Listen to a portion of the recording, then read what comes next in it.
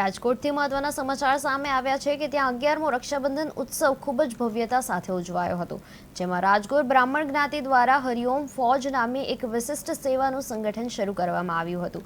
આ ઐતિહાસિક કાર્યક્રમના અધ્યક્ષ સ્થાને ક્રાંતિકારી સંત શ્રી મુક્તાનંદ બાપુ ઉપસ્થિત રહ્યા હતા।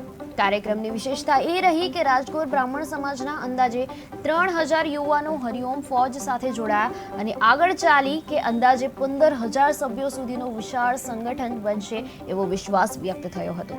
હરિઓમ ફોજ સમાજના દરેક કાર્યોમાં ઉપયોગી નીવડશે અને સમાજ માટે અવિરત સેવા આપશે। સૌરાષ્ટ્ર વિવિધ વિસ્તારોમાંથી મોટી સંખ્યામાં રાજગોર બ્રાહ્મણ પરિવારોએ હાજરી આપી હતી।